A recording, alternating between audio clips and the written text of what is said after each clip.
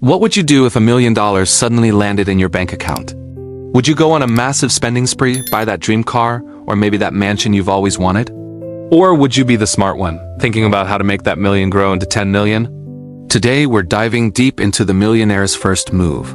Is it to spend, invest, or secure? Let's break it down. That initial feeling of seeing 7 figures next to your name must be incredible.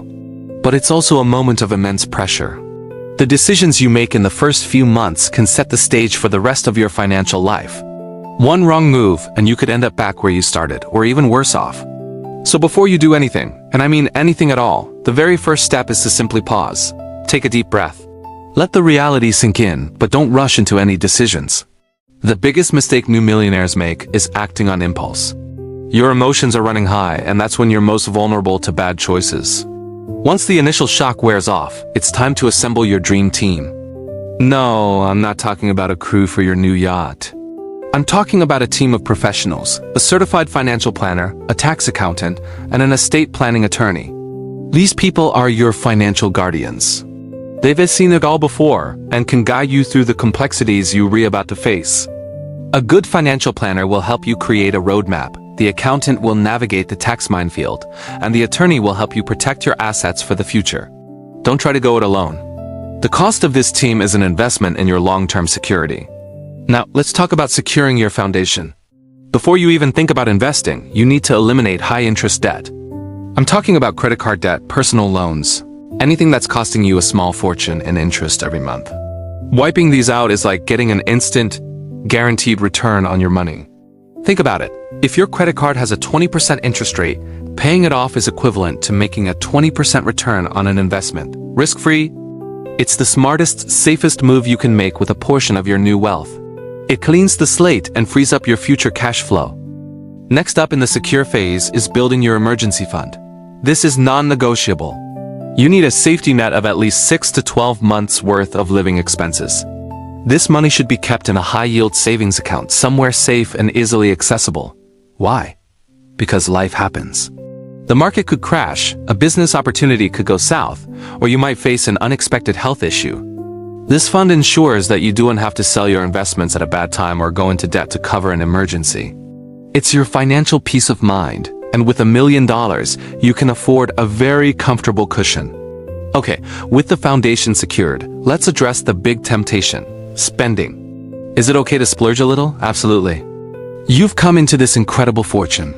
You should enjoy it. But the key is to be intentional and to do it within a budget. Set aside a specific, reasonable percentage of your new wealth for fun. Maybe it's 5% or 10%. That gives you $50,000 to $100,000 to celebrate with. Buy the nice watch, take that dream vacation, upgrade your car. Getting this out of your system in a controlled way prevents you from chipping away at your capital with reckless, unplanned purchases later on. The goal is to feel the reward without derailing your entire financial future. Now we get to the exciting part, making your money work for you through investing. This is how you turn $1 million into a sustainable source of wealth that can last a lifetime, and even for generations to come. The first principle here is diversification. You've heard the saying, don't put all your eggs in one basket. This is truer than ever when you're managing a large sum. Your financial advisor will help you build a portfolio that spreads your money across different asset classes. This typically includes a mix of stocks, bonds, and real estate. Let's break that down. Stocks, or equities, give you ownership in companies and offer the highest potential for long-term growth. You can invest in individual stocks, or more wisely for beginners, in index funds or ETFs that track the entire market like the S&P 500. This instantly diversifies you across hundreds of top companies. Bonds are essentially loans you make to governments or corporations. They are generally safer than stocks and provide a steady stream of income. They act as a stabilizer in your portfolio, balancing out the volatility of the stock market. Then there's real estate. This can be a fantastic way to build wealth. You could buy a rental property for passive income, invest in a commercial building, or participate in a real estate investment trust, or REIT. REITs are like mutual funds for real estate, allowing you to invest in a portfolio of properties without the headache of being a landlord. Each of these investment types has its own risk and reward profile. The right mix for you depends on your age, your risk tolerance, and your long-term goals, which is why having that professional team is so critical. But what about riskier, alternative investments? Things like venture capital, private equity, or even cryptocurrency. With $1 million, you can afford to allocate a small slice of your portfolio, maybe 5%, to these higher risk, higher reward areas. This is your speculative bucket.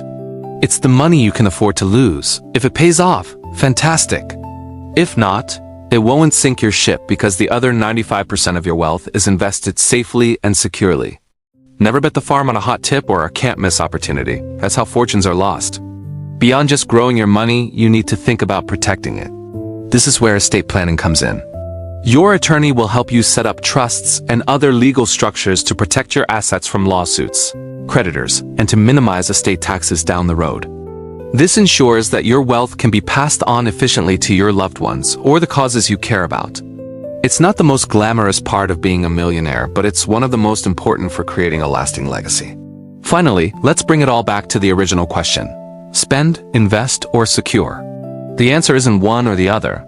It's a strategic sequence. First, you secure your foundation. Pause, build your team, pay off debt, and create an emergency fund. Then, you spend a small, predetermined amount to celebrate and enjoy your new life. And finally, you invest the vast majority for long-term growth, diversification, and wealth preservation. This path isn't about restriction, it's about freedom. It's about making that $1 million a tool that gives you true financial independence, not just a temporary high. It's the difference between being a one-time millionaire and building generational wealth. The journey starts not with a spending spree, but with a smart plan. Thank you so much for watching. If you found this breakdown helpful, make sure to hit that like button and subscribe for more content on building and managing wealth. What would be your first move with $1 million?